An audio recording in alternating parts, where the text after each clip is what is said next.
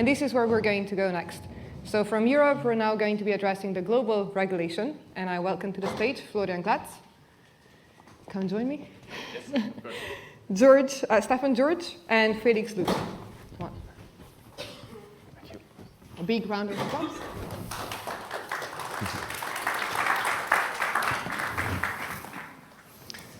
Yeah, glad to be here and moderate this panel with these excellent guests. Thank you, Stefan and Felix, for joining us here on stage. Thanks for having us. Thanks for having us, yeah.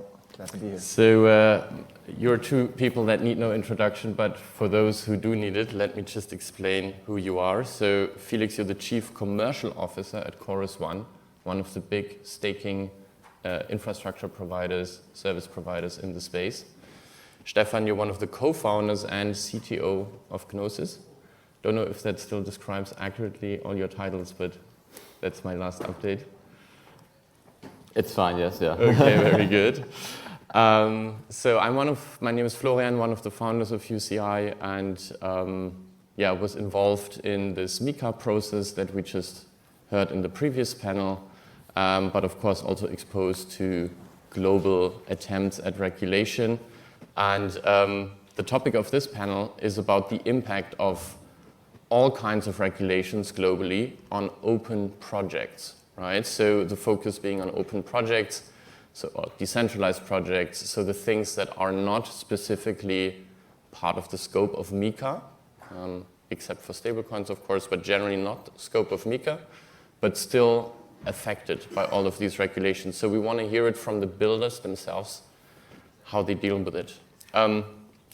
Stefan, the ecosystem that you helped shape from the very early days in Ethereum with Gnosis now, building all this infrastructure, self-custodial wallets with Safe, Gnosis chain, governance tooling, all these things. Where do we stand as an open, decentralized space? How resilient are we? How mature are we? How much did we achieve in these last 10 years, maybe? Yeah, very good question.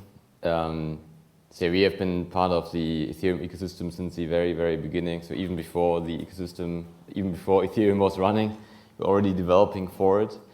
And if I look at our ecosystem today, then I have to say, like, we also as builders or as the ecosystem overall, I think we already failed in many steps actually, which impacted then regulation to kind of counteract what happened, of what we let happen, and then led to stronger regulation. To give like maybe two concrete examples, so I would say like what we saw, especially last year, were a lot of protocols being hacked, which was mostly because we were not diligent enough in testing what we have been building.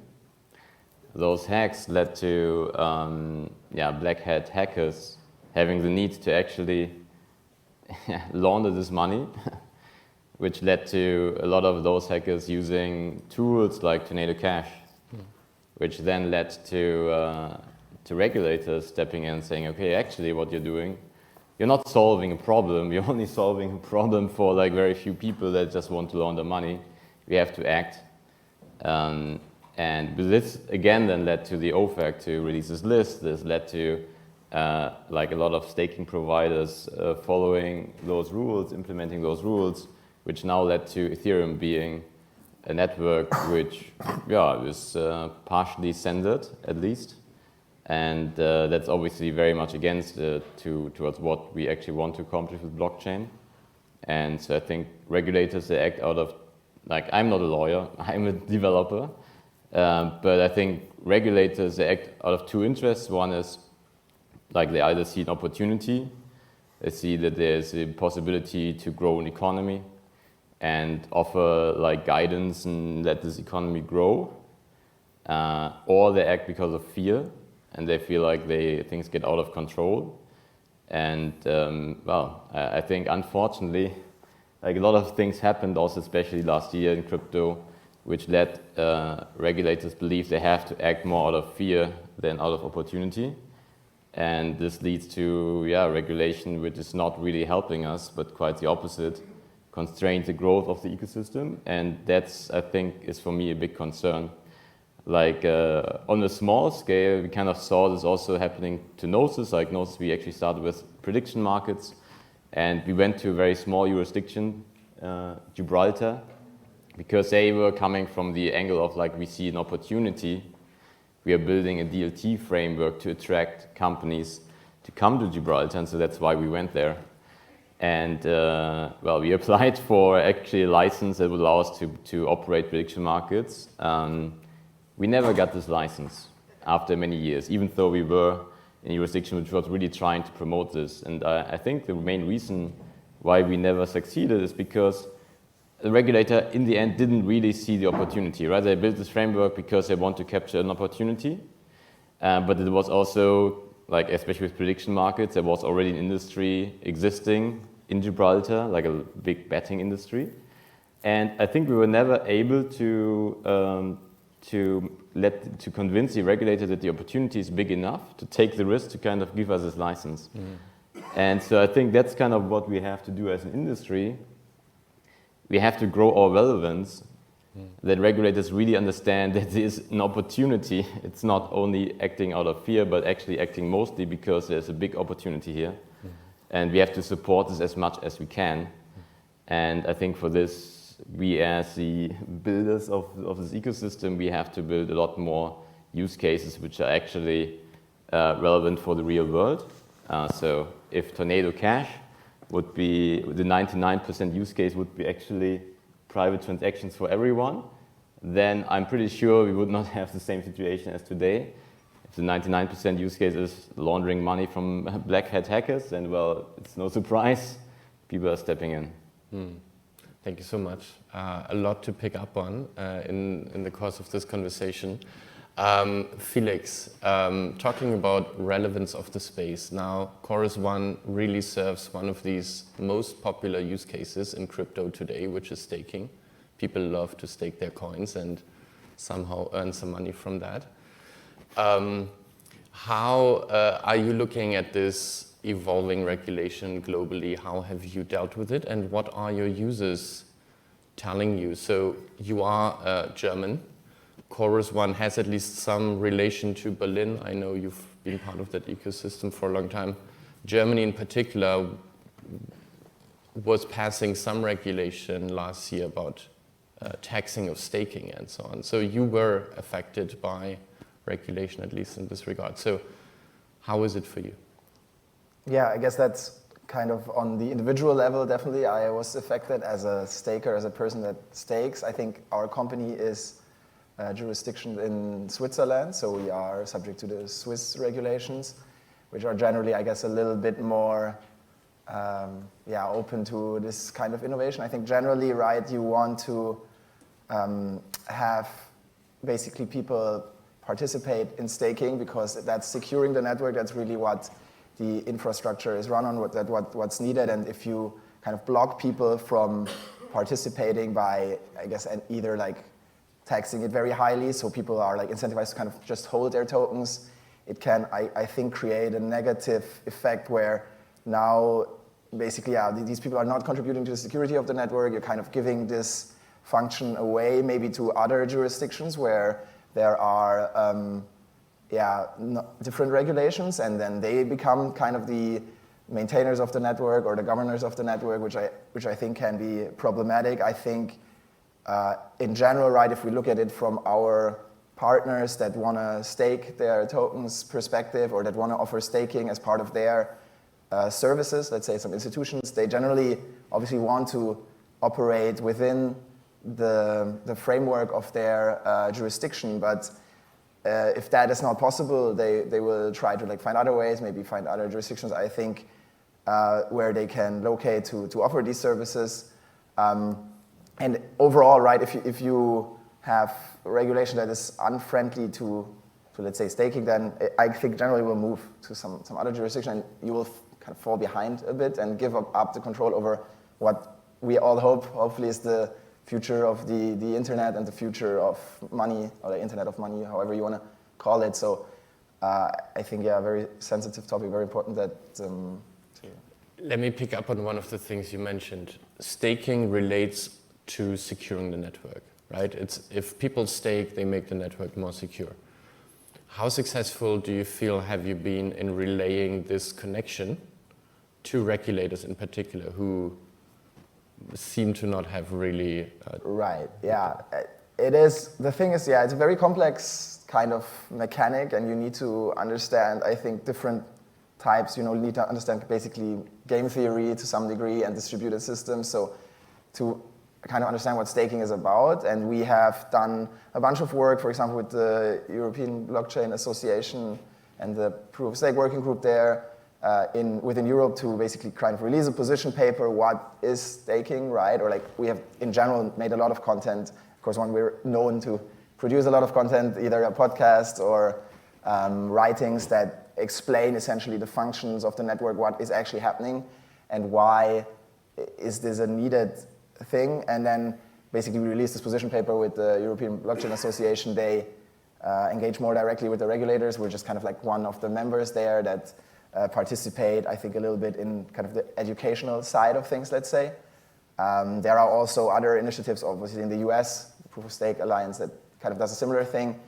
I think we, again, in general have, I guess, limited success to some degree because, the space is also moving very fast. So we're even like learning as we are part of it, right? Like things like MEV coming up, and we kind of have to catch up first ourselves, what it means, and then basically trying to relay both to our potential clients and also, I guess, the wider world what this is about, and kind of that's where we see ourselves in a position like as kind of educator and also kind of technology provider to allow you to participate in the first place. Now, Stefan, you said in your introduction that you see your ecosystem that you're a part of sort of to have failed at various steps on the way to becoming a widely used, widely respected sort of approach to technology and networking coordination.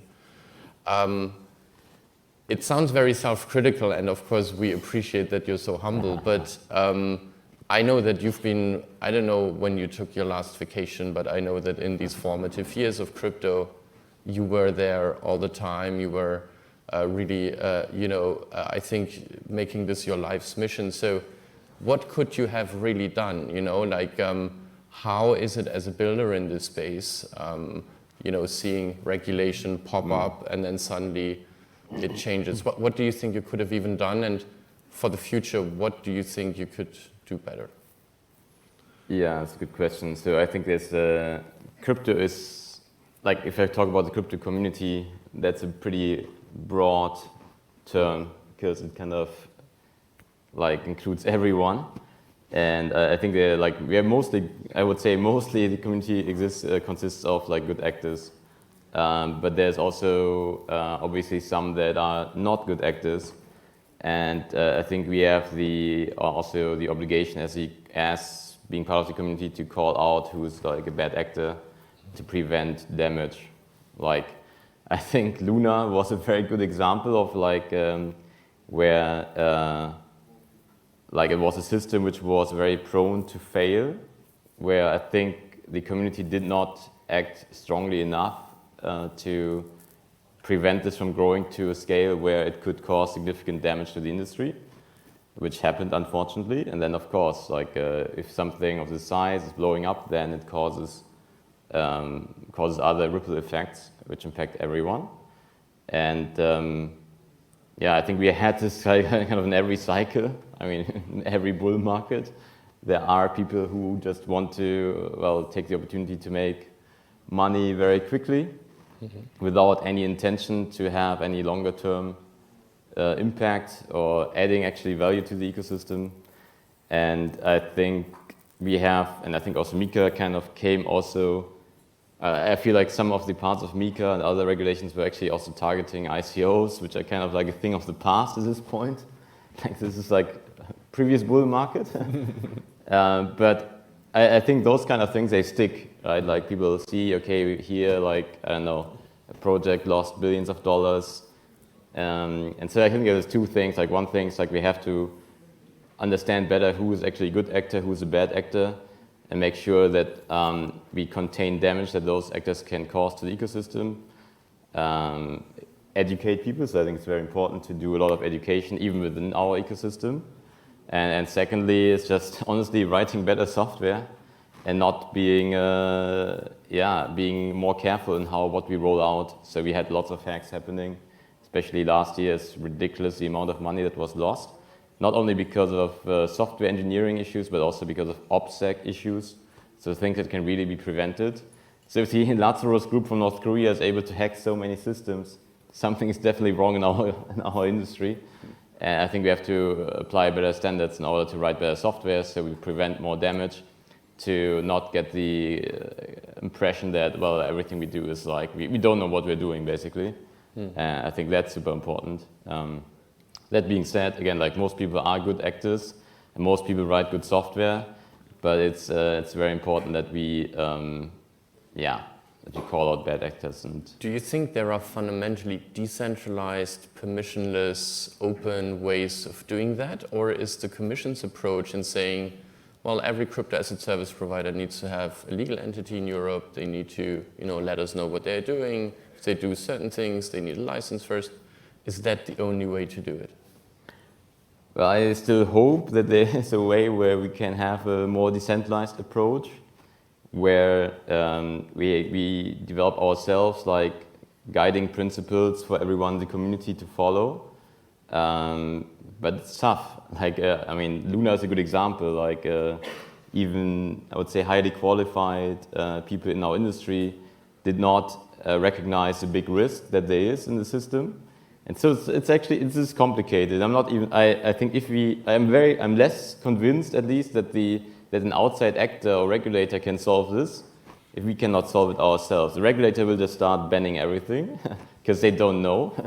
So if we as a community cannot make a differentiation, then we have to solve this problem. It's not the regulator cannot come in and solve this for us, because he will just say, okay, well, that's all not possible anymore. And so I think we have to be able to find ways how we can make this differentiation and make it very clear to others to follow. And it's a clear thing is how this exactly would look like. I don't know. Maybe to give one example about the previous bull market with the ICO craziness. So everyone was launching a token, everyone was raising insane amount of money, and there was very little due diligence, and I think also a lot of exchanges for promoting ICOs to make it really easy for everyone to ape in.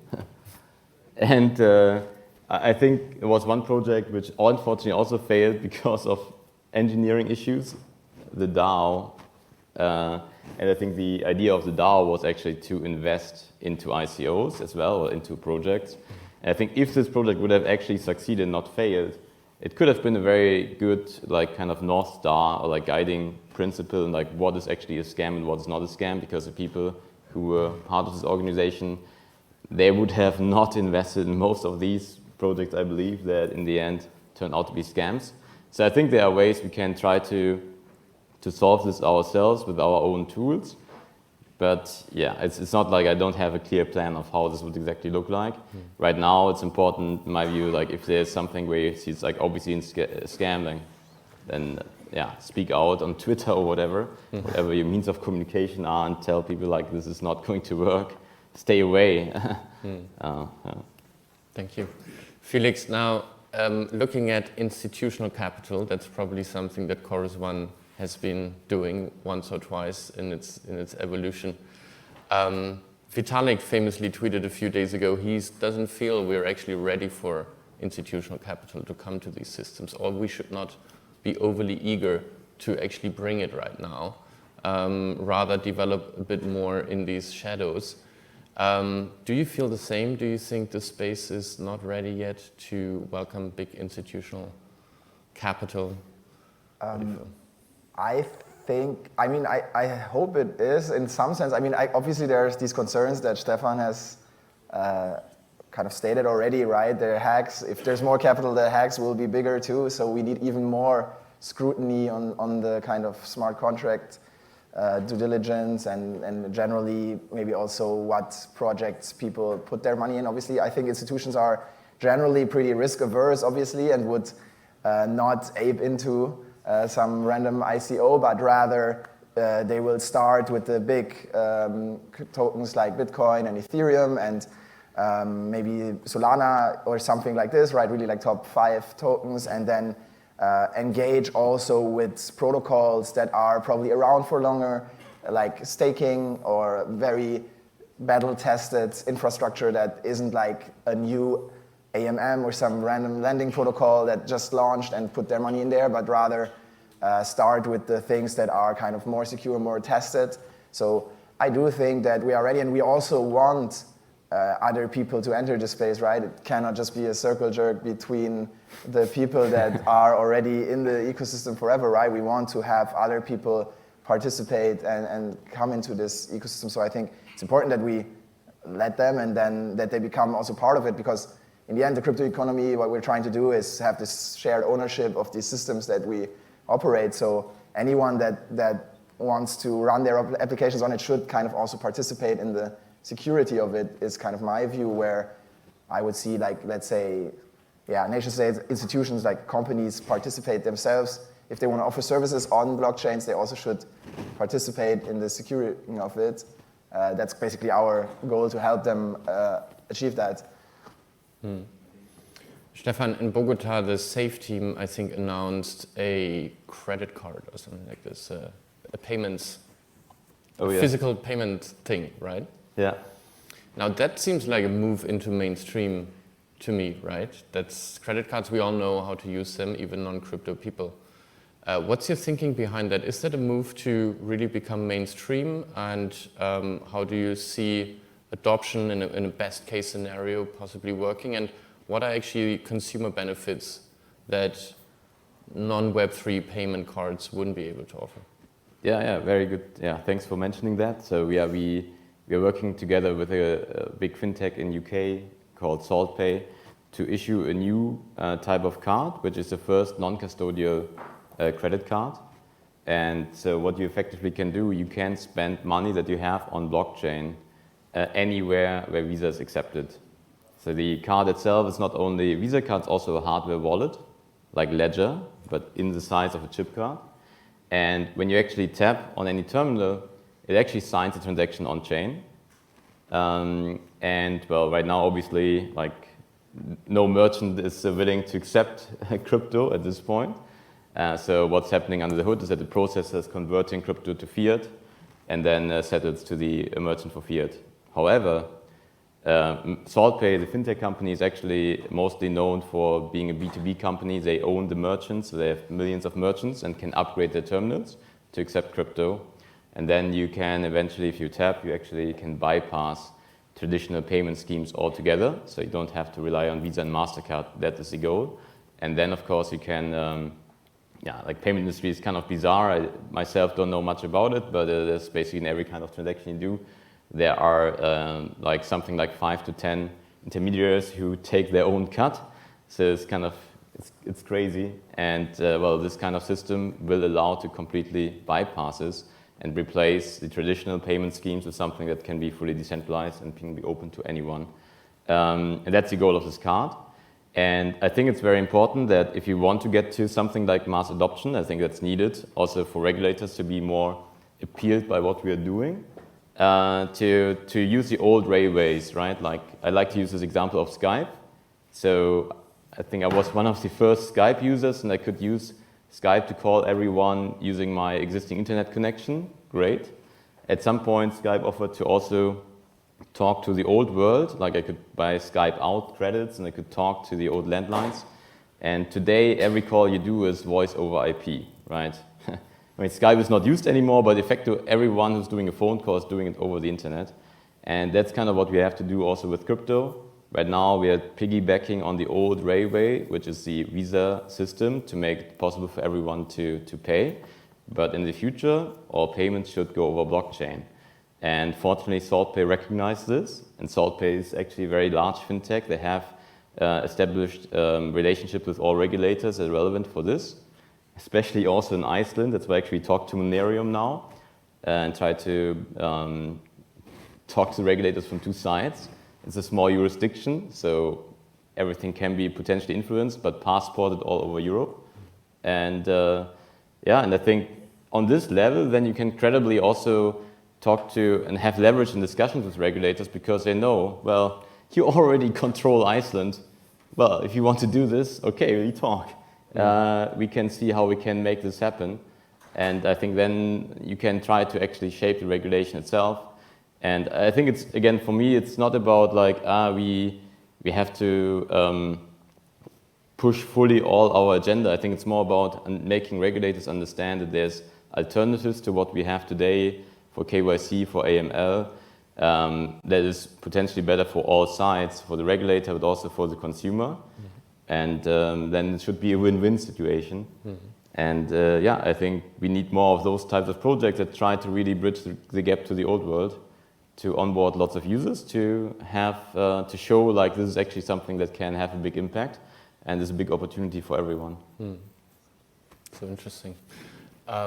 I think we're slowly inching towards the end, so I think I want to also highlight something that we found from the EUCI perspective when we were working on MiCA, which was that the initial proposal for the regulation that came from the Commission was actually quite sensible. It was focused on centralized use cases, and we could see why, centralized exchanges, there would be benefits from, certain rules around how they have to custody funds and these things.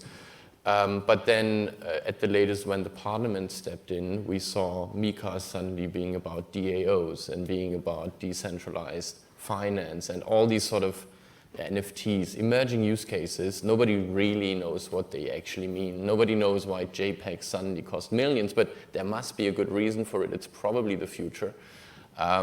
But regulating it too early seems dangerous. Now, the Parliament is, of course, representing really the population of Europe, right? They are elected directly, they have a direct mandate. Why does crypto seem not to win over the hearts and minds of the people today? How is it even maybe in your own, circle of friends? I have a bunch of friends, I love them dearly, but about crypto we don't really talk because we have fundamentally different outlook on its viability. So how can we win the hearts and minds of the people? All right, very good question. I think, I guess many people actually understand the potential of the technology at a very high level at some point in their journey, and they will be like, well, okay, it's nice, I don't know, blockchain, we can do even like supply chain or come up with some ideas of their own, what you could do better, even if maybe the use cases don't really make sense, but they have their image of what it solves and how it works. But then I think one of the issues is that it's still all very early, of course, and moving very fast and moving in market cycles, obviously, where there is bull and bear cycle and like mass psychology plays a big role. And because, so people will maybe be more enthusiastic about it when others are more enthusiastic. So they start at a time when the prices are super high and then probably get burned very much when it drops. And I think that can create like obviously a very negative sentiment towards the technology because maybe you lost a lot of money, which is obviously not a thing you want. And then you also just see these use cases being very maybe far away from your day-to-day.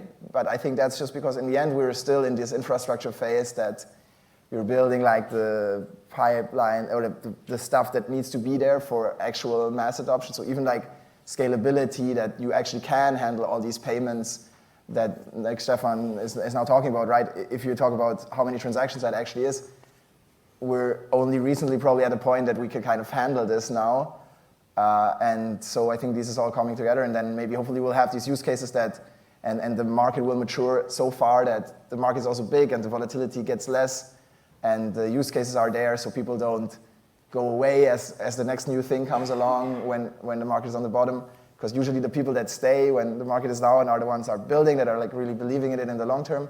But obviously it cannot like just be like in these cycles. At some point we need to reach a certain maturity that people stay and that there's use cases and the work continues. So I'm quite confident that will happen. And yeah, we're all working towards that. But yeah, I think that's kind of the issues that I see why it's maybe, especially now, a lot of negative things again after all these hacks, after Luna, after everything, and people losing a lot of money, that now the public probably has a negative opinion of crypto, and that is reflected in the parliament's choice to kind of try and do something about it. Yeah, I think also just like the wealth distribution in crypto is probably not, or is probably even worse than outside of crypto. Very few people that make a lot of money, and then most of the population obviously doesn't have any exposure to crypto yet. And I think it's still seen mostly as something that's purely speculative, without necessarily much value add beyond that. And I think that's true for now. But hopefully, well, we have to get there, obviously. We have to make sure that there's a utility and value add for a lot more people. And then we distribute opportunities more widely. And I think then, I think blockchain is the infrastructure layer for this, for sure. We have to start going more into this direction. Cool. Thank you so much. This was really nice. I hope you enjoyed it too. Big applause. Thank you. Thank you, Florian. Thank you. All right.